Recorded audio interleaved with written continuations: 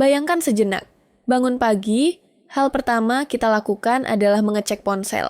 Setiap notifikasi dan pesan instan memberi sentakan kecil kegembiraan. Itulah racun digital masa kini, kenikmatan instan mudah digapai dari balik layar. Satu klik like, satu pesan baru, atau satu video lucu, langsung memicu dopamin di otak, membuat kita merasa puas seketika. Begitupun saat waktu senggang, kita menghabiskan waktu bermain game online, menonton serial maraton, atau belanja online tanpa henti. Rangkaian aktivitas sederhana ini memberi ledakan kepuasan singkat, seolah otak selalu diisi bahan bakar hiburan. Namun, di balik serunya kesenangan cepat ini tersimpan bahaya kecanduan. Di era teknologi ini, kita hidup di tengah rangsangan konstan, sehingga menjaga keseimbangan mental menjadi semakin penting. Budaya senang yang instan ini membuat banyak orang terlena, terus mencari dosis berikutnya, tanpa menyadari otak sedang terlatih untuk menjadi ketagihan. Kita hidup di masa ketika keheningan menjadi barang langka. Duduk diam tanpa distraksi seringkali membuat kita canggung. Bahkan dalam momen santai, otak kita mencari sesuatu untuk digenggam, di-scroll, atau ditatap. Hal ini menunjukkan betapa otak modern telah terbiasa dengan banjir rangsangan yang tak berhenti. Di titik ini, kita perlu berhenti sejenak dan bertanya, apakah benar semua ini membuat kita bahagia, atau justru membuat kita kehilangan kemampuan menikmati hidup sederhana? Nah, lalu apa sebenarnya yang terjadi di dalam otak kita? Kuncinya adalah dopamin, zat kimia penting dalam otak kita. Dopamin sering disebut neurotransmitter pusat hadiah karena perannya dalam sistem reward otak. Ketika kita melakukan sesuatu yang menyenangkan, misalnya makan makanan favorit, bersosialisasi dengan teman, atau meraih keberhasilan, otak melepaskan dopamin. Pelepasan ini memberi sensasi senang dan memotivasi kita mengulangi perilaku tersebut. Dengan kata lain, dopamin membantu mengukir ingatan. Pengalaman yang memberi kenikmatan membuat kita terdorong untuk melakukannya lagi. Selain itu, dopamin juga memengaruhi berbagai aspek lain dalam hidup kita seperti ingatan, gerakan, fokus, bahkan mood sehari-hari. Namun, dopamin bukan musuh. Ia adalah bagian alami dari sistem motivasi kita. Tanpanya, manusia tidak akan punya dorongan untuk mencapai tujuan atau bertahan hidup. Masalahnya bukan pada dopamin itu sendiri, tapi pada bagaimana kita memanipulasi sistem ini lewat teknologi, makanan cepat saji, dan hiburan digital. Setiap kali kita mengejar kenikmatan instan, kita sebenarnya sedang meminjam kebahagiaan masa depan dengan harga ketenangan saat ini. Tapi perlu diingat, kita tidak benar-benar kecanduan dopamin itu sendiri, melainkan kecanduan pada aktivitas atau zat yang memicu pelepasannya. Banyak orang mengira bahwa mereka kecanduan dopamin, padahal sesungguhnya yang adiktif adalah hal-hal seperti main game, scroll media sosial, atau camilan manis yang menyebabkan otak kebanjiran dopamin. Ketika kita terbiasa mendapat ledakan dopamin tinggi dari aktivitas-aktivitas itu, otak justru menjadi haus akan dosis yang lebih besar. Misalnya, pada awalnya 15 menit menonton video mungkin terasa cukup menghibur. Namun lama-kelamaan kita butuh durasi lebih lama. Atau konten yang lebih ekstrim supaya otak merasa puas. Inilah yang membuat kita terus-terusan mencari rangsangan baru. Saat otak terbiasa pada level dopamin yang tinggi, hal-hal yang dulu menyenangkan bisa terasa hambar jika tidak memberikan lonjakan yang sama. Fenomena ini menciptakan lingkaran setan. Kesenangan cepat terasa biasa saja, sehingga kita memacu diri pada stimulasi yang lebih intens untuk mendapatkan kepuasan yang sama. Jika kamu merasa sulit untuk fokus, cepat bosan, dan selalu ingin mencari hiburan baru, bisa jadi otakmu sedang menjerit minta istirahat. Ini bukan tanda kamu malas atau tidak disiplin, tapi sinyal bahwa sistem penghargaan di otakmu sudah jenuh. Sama seperti mesin yang terlalu sering dipacu, otak juga butuh waktu untuk mendingin dan menata ulang. Inilah saatnya mulai mempertimbangkan proses pemulihan dari kelebihan rangsangan. Akibatnya, ada gejala-gejala khas yang timbul ketika seseorang sudah kecanduan rangsangan dopamin. Salah satunya adalah keinginan yang terus-menerus untuk melakukan aktivitas tertentu. Misalnya, tidak bisa berhenti scroll media sosial atau main game. Meski kita sadar, hal itu mengganggu tanggung jawab. Dorongan untuk terus melakukannya tetap kuat walaupun dampaknya negatif. Gejala lainnya adalah penurunan sensitivitas terhadap kesenangan. Hal-hal yang dulu membuat bahagia kini terasa biasa saja. Untuk mendapatkan efek senang yang sama, seseorang perlu meningkatkan intensitas atau durasi aktivitas tersebut. Dalam kenyataan, kebiasaan ini berujung pada masalah kognitif, kesulitan fokus, ingatan yang mulai labil, atau susah mengambil keputusan karena pikiran selalu tergoda oleh distraksi. Perubahan mood juga sering terjadi. Saat melakukan stimulasi kita bisa sangat bersemangat, tetapi saat tidak mendapatkannya cepat merasa gelisah, frustrasi, atau jengkel. Semua ini adalah tanda bahwa otak kita menjadi tergantung pada lonjakan dopamin instan. Mungkin kamu pernah merasakannya sendiri. Mencoba membaca buku tapi pikiran terus melayang ke ponsel, atau mencoba belajar tapi tangan refleks membuka media sosial. Itu bukan sekadar kurang disiplin, melainkan refleksi dari otak yang terbiasa dengan reward cepat. Sistem saraf kita kehilangan ketenangan alami dan selalu menuntut sesuatu yang baru. Kelelahan mental pun muncul, bukan karena kerja keras, tapi karena terlalu sering berpindah fokus. Jadi, bagaimana cara menanggulangi kecanduan ini? Salah satu konsep yang kini populer adalah dopamin detox atau detox dopamin. Ide dasarnya sederhana. Kita sengaja menahan diri dari kegiatan yang memicu dorongan dopamin berlebihan.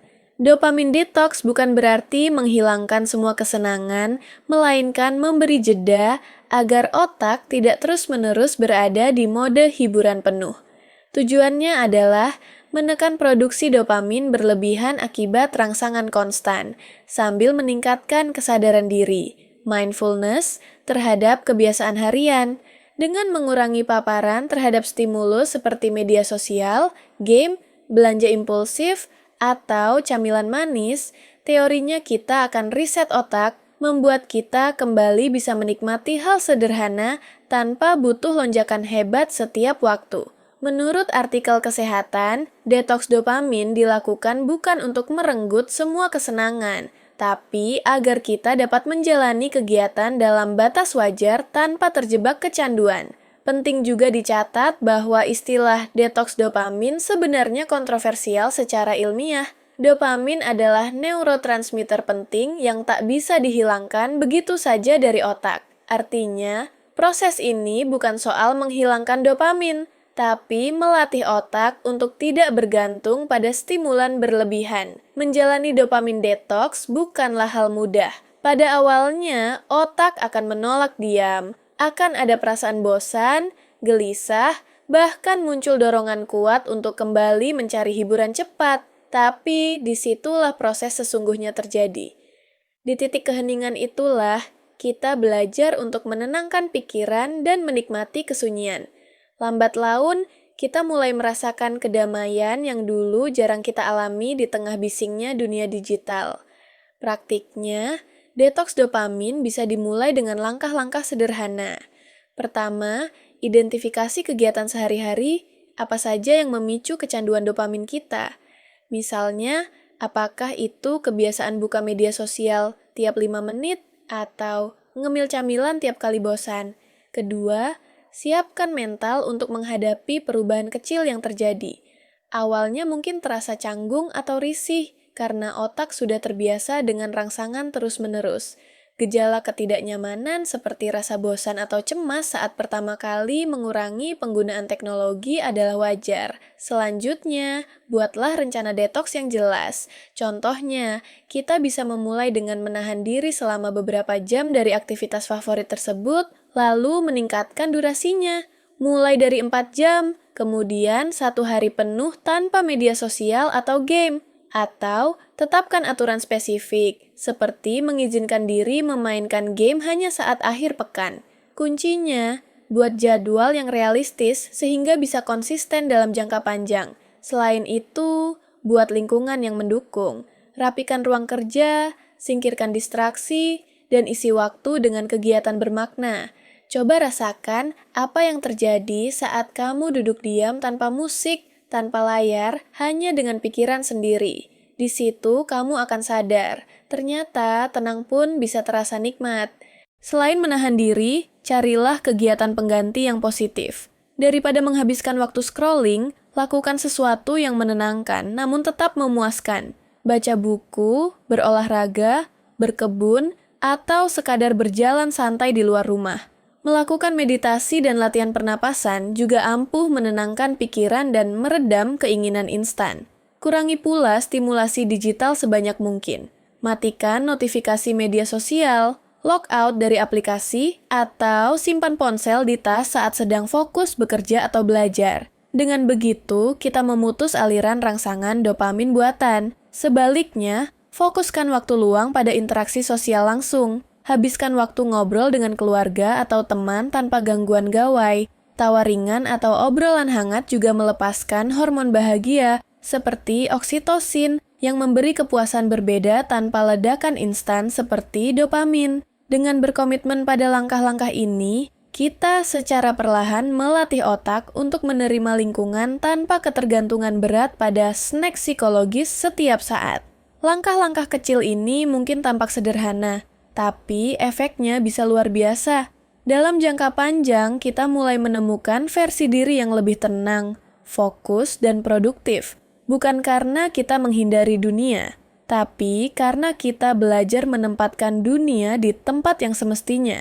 Di luar, bukan di dalam pikiran kita.